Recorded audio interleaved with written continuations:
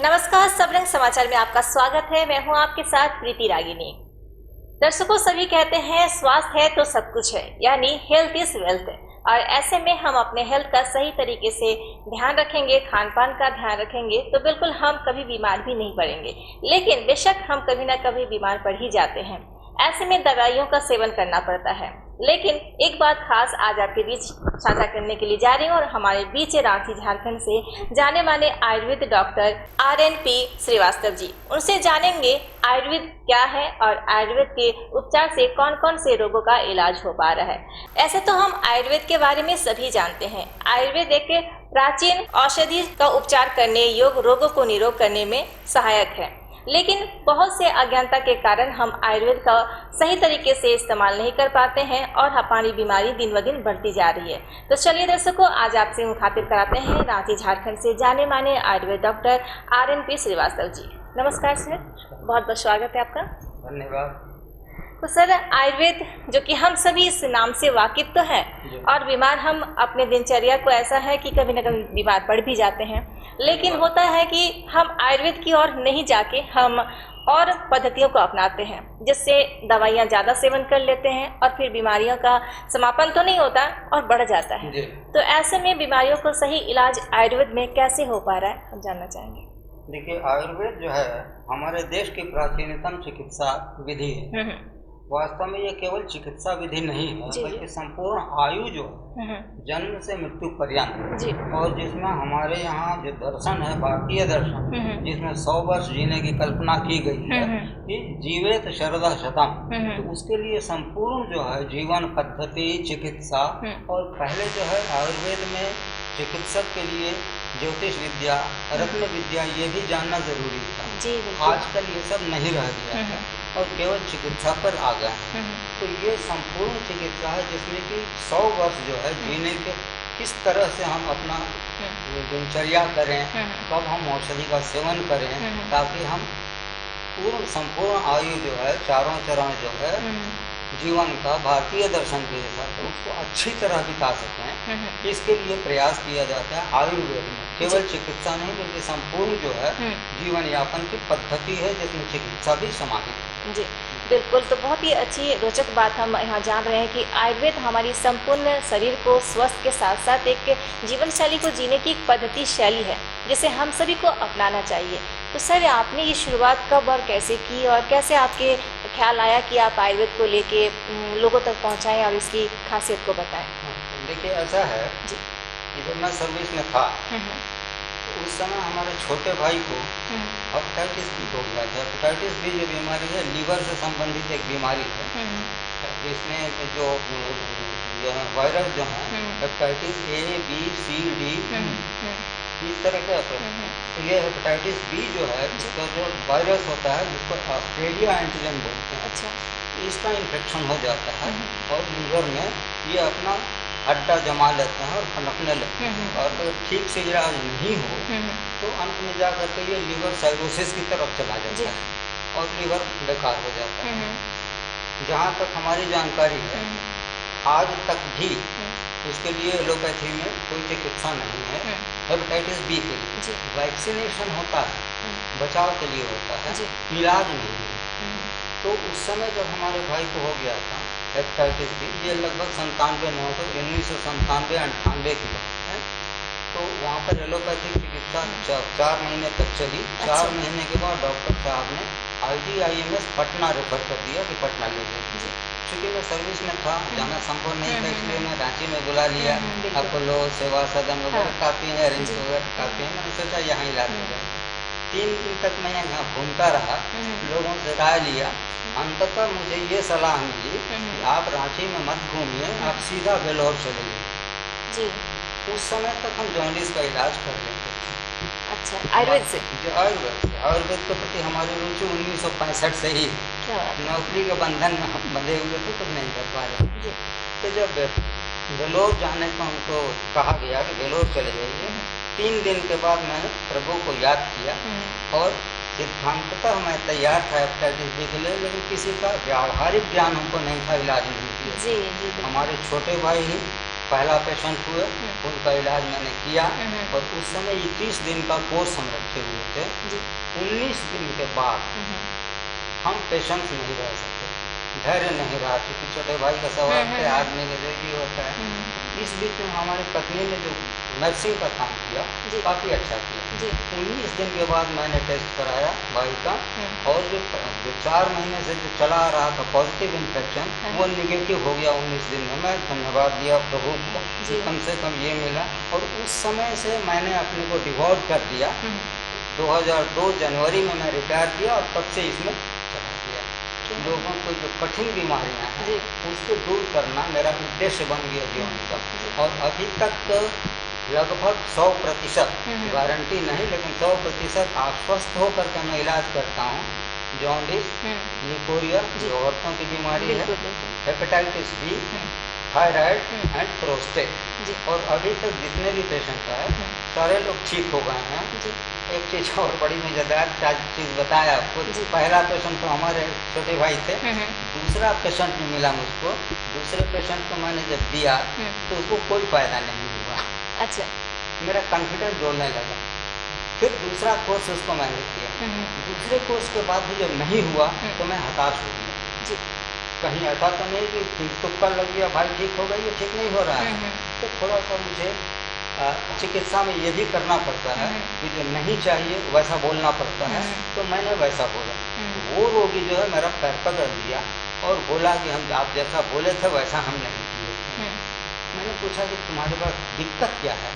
तो वास्तव में वो केरोसिन वेंडर था, केरोसिन तेल बेचते हैं ना, वो था। उसको मैंने बेड रेस्ट बोला था। अच्छा। और दिन भर घूम करके केरोसिन तेल बेचता था। मैंने कहा भैया मैं दवाई बता सकता हूँ, नियम जो है वो फॉलो कर सकता हूँ, अगर आप करोगे तो मैं दवा दूंगा, नहीं तो जाओ कहीं जाओ। और वो 3.25 साल से इलाज करा रहा था। जब वो इंतजाम करके आया, मैंने तीसरा कोर्स दिया और फिर भगवान की दया से वो ठीक हो गया। तो मेरा कॉन्फिडेंस बढ़ गया। जब कॉन्फिडेंस मेरा बढ़ गया तो बाकी चीज़ जो मैंने बताया, मेरी पुत्रवधू जो है उसको थायराइड हो गया था, थायराइडाइटिस, और उसको एडवाइस किया गया था वेलोर जाने के लिए। ऑपरेशन का डेट वहाँ ले लिया गया था। ये दिसंबर का महीना था, साल मुझे याद नहीं आ रहा है, लेकिन 15 साल से ज़्यादा हो गया। तो जब वहाँ डेट ले लिया गया था तो 3 महीने का समय मेरे पास था। घर की बात थी तो मैंने थोड़ा जोर दिया और दवा शुरू कर दिया। और उसके बाद जाने के 1 सप्ताह पहले, ऑपरेशन के लिए जाने से 1 सप्ताह पहले, यहाँ फर्स्ट पॉइंट डायग्नोस्टिक है जो हरमू चौक पर, वहाँ टेस्ट कराया गया। और टेस्ट कराया गया तो सब कुछ नॉर्मल था और वहाँ नहीं जाना पड़ा बुकिंग। तो इस तरह से कॉन्फिडेंस बढ़ा हमारा। और धीरे धीरे माउथ कैनवासिंग से लोग हमारे पास आते हैं। तो मैं प्रचार नहीं करता हूँ, मेरे पास जो आते हैं पूरी निष्ठा से मैं करता हूँ। बिल्कुल। तो दर्शकों, आप सुन रहे हैं कि किस तरह से सर ने शुरुआत की। सर वाकई में एक सरकारी कर्मचारी थे, पूरी निष्ठा के साथ अपना सर्विस भी कर रहे थे और आयुर्वेद के प्रति रुचि भी था। लेकिन जब अपनी नौकरी से जब वो रिटायर हुए तब सोचे कि पूरी तरह से आयुर्वेद पे ध्यान दिया जाए, और बखूबी आज सफलता मिल रही है जैसा कि आप सुन रहे हैं। और ये सही बात है कि चाहे कोई भी दवाई आप खाएं अपने शरीर को स्वस्थ करने के लिए, कुछ नियम होते हैं, और जब तक हम डॉक्टर की उन बातों को नहीं अमल करेंगे तो हमारा दवाई सही तरीके से असर नहीं कर पाएगा। ऐसा आयुर्वेद के साथ भी है। अब आपसे ये हम जानना चाहेंगे कि आज के दौर पे सबसे अहम एक बीमारी है कब्जियत, जो हर उम्र में हर किसी को हो जाती है। अब इसका कारण हमारा दिनचर्या हो या खान पान हो, कोई भी कारण से हो ही जाता है। तो कहा जाता है कि इसका सही इलाज आयुर्वेद में पाया गया है। इस विषय में आप क्या कहेंगे? देखिए, कब्जियत एक आम बीमारी हो गई है। और जैसा आपने कहा कि कब्जियत के चलते काफ़ी बीमारी लोगों को, उससे और भी बीमारी आ जाती है। आयुर्वेद में रोगों का भी वर्गीकरण किया गया है। और ऐसा नहीं है कि आयुर्वेद में कब्ज से ही सारी बीमारी होती है, ऐसा नहीं है। कब्ज से काफ़ी बीमारियाँ होती हैं। और जो वर्गीकरण किया गया है आयुर्वेद में, उसमें निज रोग है। निज रोग जो हमारी अपनी गलतियों से होता है। अच्छा। ठीक से खाते नहीं है, ठीक से पानी नहीं पीते हैं, समय पर सोते नहीं हैं, आज का लाइफ स्टाइल ऐसा हो गया, भाग दौड़ हो गया, तो इसका असर हमारे पास ऊपर पड़ता है। सही भोजन नहीं ले पाते हैं, पानी नहीं ले पाते हैं, तो कब्जियत की शिकायत होने लगती है। और काफ़ी बाजार में सैकड़ों चूर्ण है जो लेकर के लोग खाते हैं। कब्ज के इलाज के लिए आपका जो है आयुर्वेद में बहुत सी दवाइयाँ दी गई हैं। और ऐसा नहीं है कि कोई भी चूर्ण लेकर के खाया जाए और उसमें फ़ायदा हो जाए। उसमें 3 तरह की बात आती है। एक आता है लैक्सेटिव, दूसरा परगेटिव और तीसरा है कैथार्टिक। लैक्सेटिव हल्का जुलाब होता है, परगेटिव उससे थोड़ा कड़ा होता है और उसके बाद जो कैथार्टिक होता है वो उससे भी ज़्यादा होता है। तो मेरे ख्याल से लैक्सेटिव देना चाहिए सबसे पहले। बाजार में भी बहुत सी दवाइयाँ हैं, मैं नाम लूँगा तो प्रचार हो जाएगा कंपनी का, फिर भी अपने अनुभव की बात बताऊँगा। अनुभव की बात में आप इस तरह की दवा देना ठीक रहेगा जो बच्चों से लेकर के बूढ़ों तक के लिए, सबके लिए समान रूप से काम करे और जिसका नुकसान नहीं हो। तो उसमें एक दवा है जो मैं देता हूँ, अपने लोगों को बताता हूँ, उसका नाम है स्वादिष्ट विरेचन चूर्ण। स्वादिष्ट विरेचन चूर्ण, विरेचन जो बोलते हैं कब्जियत में, तो स्वादिष्ट विरेचन चूर्ण का इस्तेमाल करने से कब्जियत से पूरी तरह से निजात पा सकते हैं। उपलब्ध है। ये बाजार में साधारण उपाय जो है आंवला चूर्ण आता है, आंवला लेकर कर सकते हैं, आंवला चूर्ण भी मिलता है, वो चूर्ण ले लीजिए और आधे चम्मच बच्चों के लिए, आधे चम्मच से 3 चम्मच तक इसको दिया जा सकता है लोगों को। और एक जो देने का तरीका है उसमें लोग बताते नहीं हैं, मैं बता दे रहा हूँ कि जो मात्रा होती है लेने की, जो चूर्ण की तो मात्रा है 3 चम्मच तक, वैसे 2 चम्मच 1.5 चम्मच देना सुविधाजनक होगा। रात में पानी के साथ लेना है। वैसे कोई भी दवा जो देनी है तो बच्चों को चौथाई खुराक देनी है और जो बूढ़े जो होता है उनको जो जब दवा देनी पड़ती है तो खुराक की मात्रा जो है जो वयस्क को दी जाती है उसका 3 चौथाई 75% ही उनको देना चाहिए, क्योंकि लीवर कमज़ोर होता है और दवा को भी पचाने के लिए लीवर का स्वस्थ होना जरूरी है। बुढ़ापे में लीवर जो है उतना स्वस्थ नहीं रहता, इसलिए 3 चौथाई 75% डोज देना अच्छा है। और कई तरह की दवाइयाँ, लेकिन कब्जियत जैसे तैसे उसकी दवा लेकर के खाना ठीक नहीं है। मेरे विचार से जो मैंने बताया, या तो स्वादिष्ट विरेचन चूर्ण लीजिए या आंवला चूर्ण जो है उसको लीजिए, और वो भी नहीं होता है तो सिर्फ आप 2 गिलास पानी को बैठा दीजिए खौलाने के लिए। जब 1 गिलास हो जाए उसको ठंडा होने दीजिए, पीने लायक हो जाए तो उसको रात में पी लीजिए, उसके बाद ठंडा पानी मत लीजिए। ये भी काफ़ी कारगर है और 5-7 दिन में आपको रिजल्ट मिल जाएगा। बिल्कुल। तो आयुर्वेद के उपचार के बारे में हम जान रहे हैं। आयुर्वेद वाकई में हमारे प्राचीनतम एक प्रणाली है और हमारे जीवन के साथ जुड़ी हुई है, जो कि हम मानते नहीं है, लेकिन भटकने के बाद, चारों तरफ घूमने के बाद, बीमारी बढ़ाने के बाद फिर हम आयुर्वेद का ही सहारा लेते हैं। बहुत ही अच्छी बातें हो रही हैं। सर, ये भी जानना चाहेंगे कि हमारे शरीर को स्वस्थ रखने के लिए इम्यूनिटी सिस्टम, जो कि काफ़ी ज़रूरी है, चाहे कि आपकी सर्दी जुकाम हो या फिर कोई भी बड़ी से बड़ी बीमारी हो, उससे आप लड़ सकते हैं अगर इम्यूनिटी सिस्टम तंदुरुस्त हो। तो क्या आयुर्वेद में ऐसा कुछ है? बिल्कुल है जी। पहली चीज़ तो जो मैंने आपको बताया निज रोग के संबंध में, कि आपको भोजन, नींद, दिनचर्या ये सही रहनी चाहिए, आपका इम्यूनिटी सही रहेगा। उसके इम्यूनिटी के लिए बहुत सी दवाएं हैं, जैसे आंवला है, आजकल गिलोय का बहुत ज़्यादा प्रचलन हो गया है, हल्दी है, मेथी है, सौंठ है, ये सब हमारे किचन में उपलब्ध है। हम रोज अपनी सब्जी में डाल के खाते हैं, ये सारे इम्यूनिटी को बढ़ाते हैं, लेकिन इसके बारे में कोई चर्चा नहीं करता है। और बाजार में कितना हैवॉक हो गया है ना आजकल, खास करके कोरोना पीरियड में लोग भागे फिर रहे हैं, सही जानकारी नहीं कि इम्यूनिटी है क्या। इम्यूनिटी के लिए भोजन भी उतना ही जरूरी है, नींद भी उतना ही जरूरी है। नींद भी आपको कम से कम 6 घंटे लेना चाहिए, उससे भी इम्यूनिटी बढ़ती है। एक एग्जाम्पल मैं देता हूँ इम्यूनिटी के लिए। शादी ब्याह में लोग जाते हैं, शादी ब्याह में घर में होता है, रात भर जगते हैं, 2 रात और दिन इसमें लगे रहते हैं। जब लड़की की विदाई हो जाती है उस बीच में खाते पीते भी नहीं है, किसी को खाने का होश नहीं रहता। अब आप बताइए कि जब लड़की की विदाई हो जाती है तो सबसे पहले आप क्या करते हैं? क्योंकि वो भूखे रहे हैं, सबसे पहले भोजन आप खोजते हैं क्या? नहीं, भोजन नहीं खोजते हैं, सबसे पहले जाके आप सो जाते हैं। नींद पहली चीज है, ये इम्यूनिटी बढ़ाती है। ये छोटी छोटी चीज़ें हैं, इन पर अगर ध्यान दें तो इम्यूनिटी बढ़ सकती है। वैसे आयुर्वेद की बात आप बोल रहे हैं, आयुर्वेद में तो कई तरह की दवाएं हैं, इसमें भी मैं साधारण दवा बता दे रहा हूँ जिसको बराबर आप इस्तेमाल कर सकते हैं। एक दवा बनी हुई आती है जिसका नाम है आमलकी रसायन।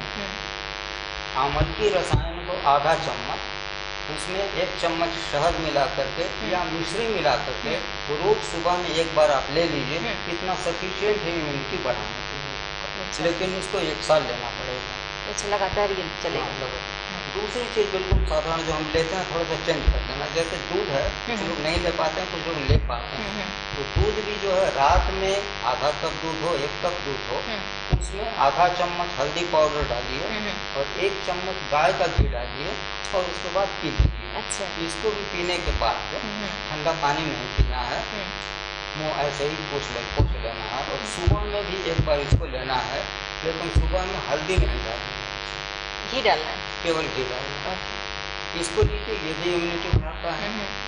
और एक चीज़ और जो इम्यूनिटी खास करके अभी कोरोना पीरियड में ये है, लोगों का कहना है कि लंग जो है काफ़ी अफेक्टेड हो जाता है, लंग्स पर काफ़ी असर पड़ता है। लंग्स को क्लियर करने के बिल्कुल साधारण सी चीज़, घर में हमको नमक मिलता है, हल्दी मिलती है। आप 1 गिलास पानी में आधा चम्मच नमक, आधा चम्मच हल्दी डालिए। नमक अगर सेंधा नमक मिल जाए तो ठीक है, नहीं तो साधारण नमक। इसको लेकर के आप रात में सोते समय पी लीजिए और उसके बाद ठंडा पानी नहीं पीजिए। ये भी आपको इम्यूनिटी को बढ़ाता है, लंग्स को क्लियर रखता है। ये जो ब्रोंकियल कॉर्ड है, सांस की नली जो है वो साफ करता है, फेफड़े को साफ करता है और दमा के रोगी को भी 1.5 से 2 महीने में काफ़ी राहत पहुंचाता है। यहाँ से कि जो इन्हेलर लेते हैं वो भी छूट जाएगा और खांसी भी ठीक। क्या बात है। बिल्कुल साधारण सी चीज़ जिसकी जानकारी के अभाव में लोग नहीं कर पाते। जी बिल्कुल, आपको किचन में बहुत कुछ मिल जाएगा। बिल्कुल, बहुत अच्छी बात है। बिल्कुल सर, आपकी बातों से हम सहमत हैं और हमारे दर्शक भी सहमत हैं और आगे चल के नियमों का पालन भी आप करेंगे और बिल्कुल अपने शरीर को स्वस्थ भी रखना चाहेंगे। लेकिन रांची झारखंड में इतने अच्छे और इतने जानकार आयुर्वेद के डॉक्टर मौजूद हैं, तो कहीं ना कहीं आपको ज़रूरत पड़ सकती है। तो ऐसे में अगर आपसे जुड़ना चाहें और आपसे मिलना चाहें तो कहाँ पे आना होगा, कहाँ पे आपकी क्लिनिक है जहाँ पे आप देखते हैं?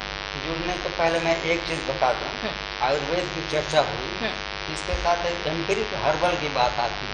शायद बहुत कम लोग सुने होंगे एम्पिरिक हर्बल की बात। एम्पिरिक हर्बल जो है हर्ब्स है, जो औषधीय पौधे हैं उनके आधार पर बनी हुई कोई भी चीज़, दवा हो, भोजन हो, कुछ भी हो, वो आपका हर्बल प्रोडक्ट होता है। आयुर्वेद में भी दिए हुए हैं और बहुत सी पद्धति में है, यूनानी और ये सब में दिए। ये जो हर्बल चीज़ होता है, एम्पिरिक हर्बल, मैंने नहीं सुना है कि और लोग इस पर काम कर रहे हैं या नहीं, लेकिन मैं इस पर कर रहा हूँ। तो एम्पिरिक हर्बल जो होता है, एम्पिरिक का मतलब होता है प्रयोग, परीक्षण और निष्कर्ष, अनुभव। इसके अनुभव द्वारा जो आपको ज्ञान अर्जित होता है, उस ज्ञान के आधार पर हर्ब यानी जड़ी बूटी, उनके आधार पर जो दवा बनाते हैं और देते हैं, वो है एम्पिरिक हर्बल प्रोडक्ट। चूँकि रिसर्च करना मेरा शौक है, हॉबी है, इसलिए मैं रिसर्च करता हूँ और इसी रिसर्च के आधार पर, जिसको मैंने एम्पिरिक हर्बल रेमेडीज नाम दिया है, इन्हीं दवाओं को अपना शोध किया हुआ है। आयुर्वेद के अंदर जो है वो जो आयुर्वेद के ग्रंथों में जो दिया हुआ है उसका प्रयोग मैं नहीं करता हूँ, प्रयोग अनुभव के लिए करता हूँ, एम्पिरिक हर्बल के लिए। और मेरा अपना नुस्खा जो है वो मैंने बना लिया और उस नुस्खे से मैंने कई रोगियों को ठीक किया है, जो मैंने आपको बताया, जॉन्डिस, हेपेटाइटिस बी, आपका ये प्रोस्टेट हुआ, थायराइड हुआ, इसके कई रोगी ठीक हुए हैं। मात्र एक रोगी ठीक नहीं हुए, उसको ठीक नहीं है मैं नहीं बोलेंगे, वो हमको फीडबैक नहीं दिए।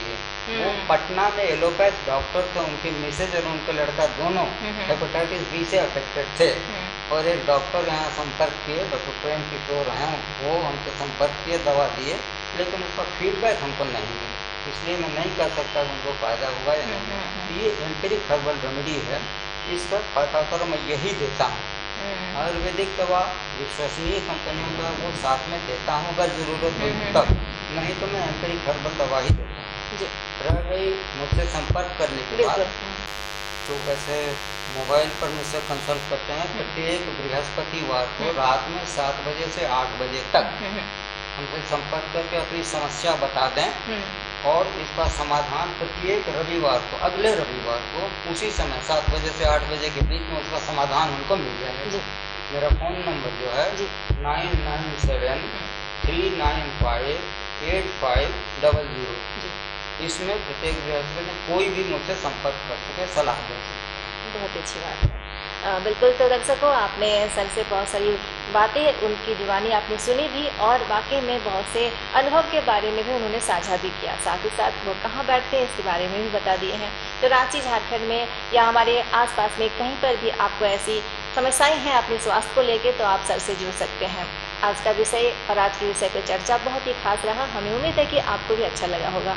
आपने इतनी अच्छी रोचक जानकारियाँ दी हमारे स्टूडियो में आके, आपका बहुत बहुत धन्यवाद सर। तो आज का सेगमेंट भी हम बहुत ही खास आपके लिए हम लेके आए थे। स्वस्थ रहेंगे तभी तो हम जी पाएंगे, और स्वस्थ रहने के लिए आयुर्वेद का सहारा लेना भी हमें चाहिए। तो बिल्कुल आज की इस विषय की जानकारियों का आपको भरपूर लाभ मिले, ये उम्मीद रखते हैं। मिलते हैं एक नए मेहमान के साथ बहुत जल्द। तब तक आप देखते रहें सबरंग समाचार। नमस्कार। दमदार निर्माण का भरोसा लाल स्टील TMT बार्स, हर निर्माण के लिए उपयोग। लाल स्टील TMT बार्स, रिश्ता मजबूती का।